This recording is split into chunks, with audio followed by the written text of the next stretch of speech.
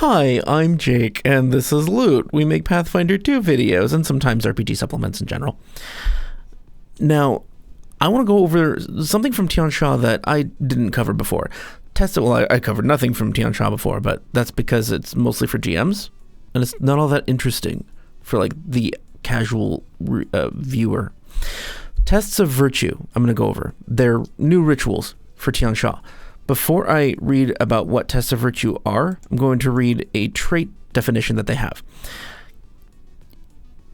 Trial. Rituals with the trial trait extend beyond the initial checks necessary when the ritual is first performed, and they typically have a following condition or set of conditions that must be met before they grant their full benefits. The particulars of the conditions are specified in each individual ritual and can vary from defeating a set number of a particular type of monster to performing some other notable deed or accomplishment. So these tests of rituals could still be obtained any other way that rituals would be obtained. Like you find an old musty book in a library, or there's some occult symbols written all over the walls of this dark ritual room, and you just transcribe the symbols and you learn a ritual. Like I did in the Slytherin campaign.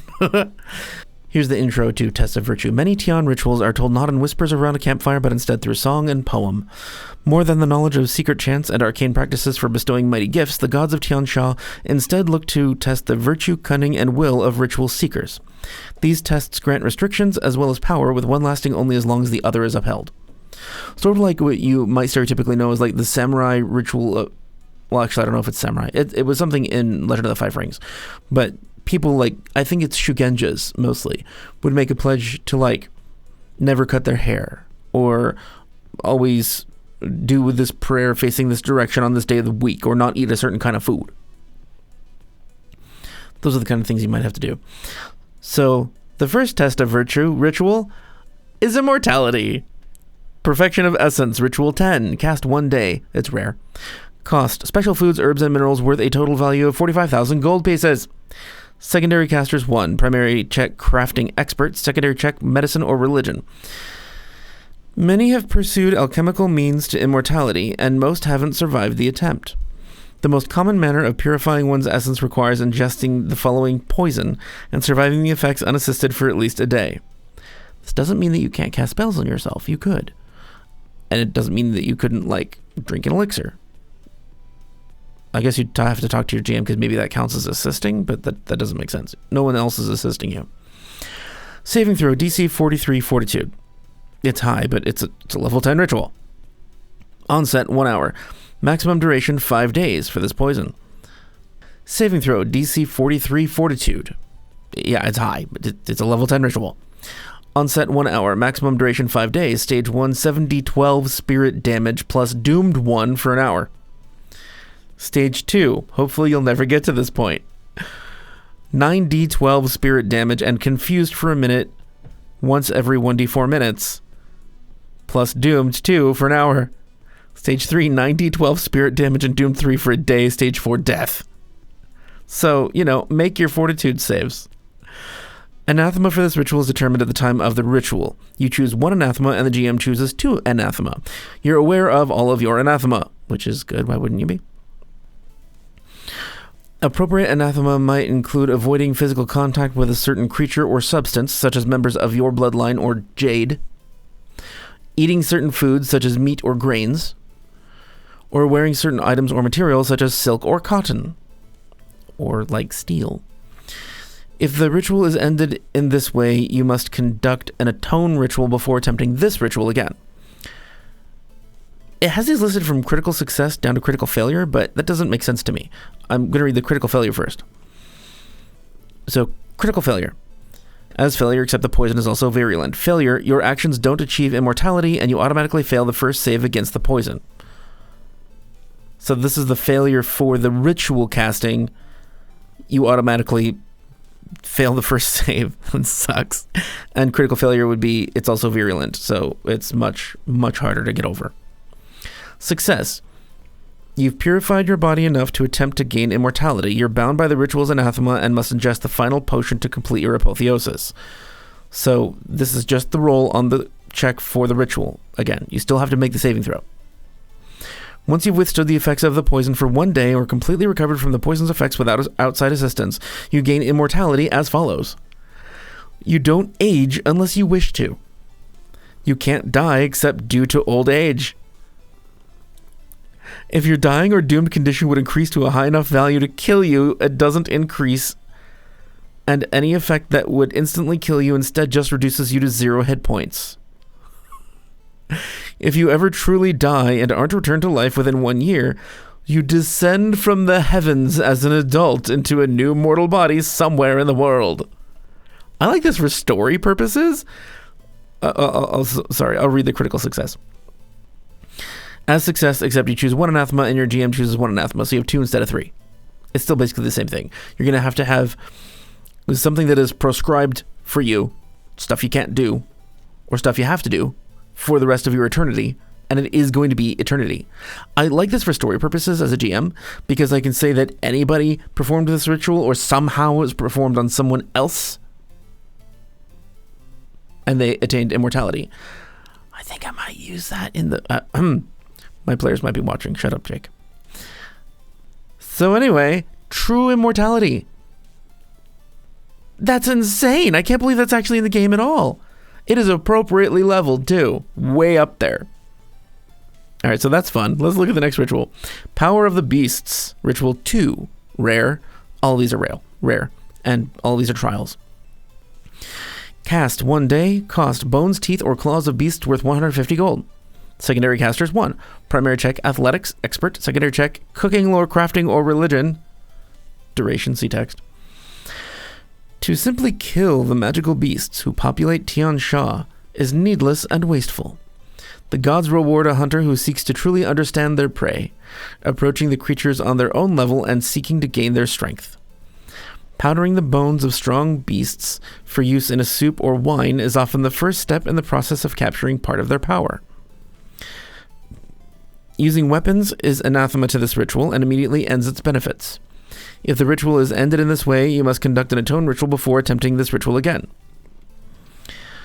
Alright, so I'm going to read from worst to best. Critical failure. The drink contains shards of bone you didn't grind down properly. You're sickened 2 for 1 week, during which the condition can't be reduced. So basically, you rolled a 1, you fucked up. It's showing that you fucked up. Failure. You drink the soup or wine, but the understanding eludes you. So really nothing. Although, I guess that would mean that you still have to pay it again. Success. The power begins to take root. Once you've defeated an enemy 2 or more sizes larger than you in single combat, again without weapons, you gain the Titan Wrestler feat. Critical success as success, except you can defeat 3 enemies that are only 1 size larger than you instead. So it's just an option. So the goal is just to get the Titan Wrestler feat. What do I like about this? It gives you the path to let your players gain a skill feat. That's it. Like, if you find the special ritual that gives you somehow an occult skill feat, like the one that heals you with crystals, you can just pay 150 gold pieces, have the requisite primary checks and secondary checks, add some weird anathema, like you can't cast occult spells during this ritual, whatever, and you can just hand out skill feats. This is awesome. This is a way of basically physically giving out an item that gives someone a feat, a skill feat. This is really cool. I love this. This can be modified to fit any game for any skill feat. Let's see what the rest of it says. Seed of Mercy. Ritual 3. Cast 1 day, cost potent medicine valued at 200 gold pieces, secondary casters 1, primary check medicine expert, secondary check nature or religion, duration Z text. The gods who value benevolence and the caretaking of small and vulnerable beings also value those qualities in the mortal adventurers who journey through the lands of Tian Xia. You demonstrate your willingness to aid even the most helpless of life by nursing a small injured bird to health and allowing it to fly away to freedom, earning in return the protection of the natural world. This is so cool. It just fits all fables and lore. It's cool. If you're able to nurse the bird to health, it will return to you with a seed, which will grow into a sprout bearing a single flower. The sprout withers if you don't personally water it with at least one bulk of pure spring water a day, or if it's left unattended in dangerous circumstances. It's anathema to this ritual to let the sprout wither, and doing so immediately ends its benefits. If the ritual is ended in this way, you must conduct an atone ritual before attempting this ritual again. This is like old mythology. This warms my heart. I like this. Okay. So, critical failure. Your attempt to heal the bird causes greater suffering. Another bird brings you a seed that, if planted, will grow into a gourd that releases a small demon to attack you. A fire demon comes out and just starts throwing fireballs at you. Failure. You aren't able to heal the bird, but you help its passing to be as painless as possible. So basically you have to pay for the ritual again. Success. You nurse the bird to health. It returns to you with a seed that, when planted and watered, grows into a sprout with a single flower. Once you've cared for it for a week, you gain the toughness feat. Player core 263. If you lose toughness due to violating the ritual's anathema, you lose a number of hit points equal to the decrease in your maximum hit points. Wow. Okay. No big deal. So general feat. This is how you get a general feat. A critical success. As success, except the sprout also grows a single fruit after you've cared for it for a week. Removing the fruit causes the sapling to wither, but the fruit can be eaten as a moderate healing potion. Cool. Nice benefit for getting your crit success. Gives you a general feat. This is really neat. Okay, let's look at the rest. And again, that's a template to follow to gain other general feats. Ritual 6, the Unseeing Blade Master. Cast 1 day, cost rare incense worth 1,500 gold pieces. Secondary casters 1, primary check Perception Master. Secondary check Religion or Warfare Lore. Duration, see text. There are many legends of blade masters who, not wanting to rely on flawed mortal eyes, learn to fight through reliance on both their other keen senses and knowledge from the universe itself. Those who intentionally seek out the path often do so by running through forms in thick clouds of incense. They mean like martial art forms. Whatever that means to your character. Making a strike against an enemy you can see is anathema to this ritual and immediately ends its benefits. If the ritual is ended in this way, you must conduct an atone ritual before attempting this ritual again. Okay. So it doesn't mean you have to be blind constantly. It just means that you can't strike someone while you're not blinded. Like with a blindfold, like it shows on the page. Critical failure. The sword you're intending to use for the ritual becomes broken. If you aren't permanently blind, you are instead blinded for 1 month and can't repeat this ritual during that time. This is for downtime activity, because that sucks. Failure. The incense is dispersed by a strange gust of wind and you learn nothing. Womp, womp, womp. Success. You call a blessing into your sword to guide you on the path and are bound by the ritual's anathema. Once you've used that sword against 20 enemies, each significant enough to grant XP, you gain the Blind Fight feat. Cool. Critical success as success, except you could instead defeat an enemy in single combat that both uses a sword and is higher level than you. Blind Fight. This is great. I know at least one player who would be interested in doing this, because it seems kind of badass. And Blind Fight is a class feat for fighters, investigators, rogues, several people.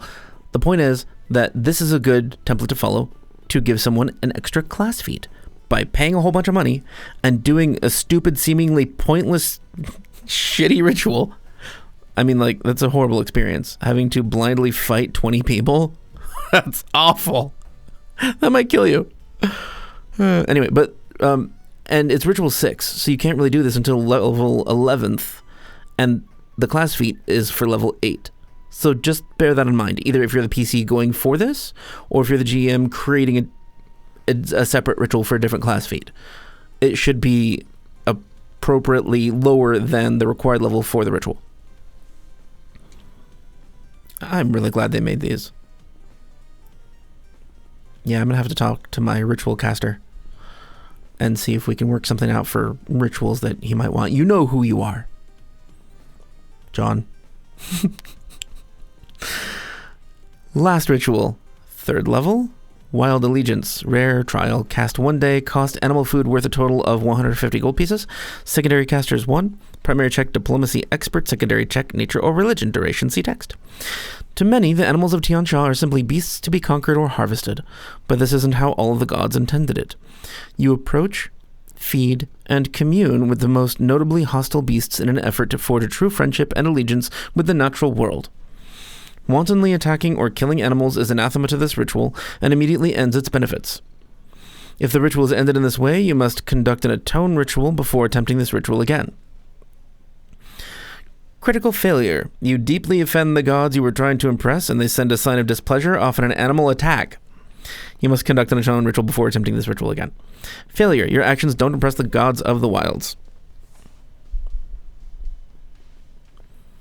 Success. You declare your allegiance to the wild and are bound by the ritual's anathema, but you still must prove yourself. Once you've non-violently resolved conflicts with 3 different animals of a higher level than yours, you gain the animal empathy feat.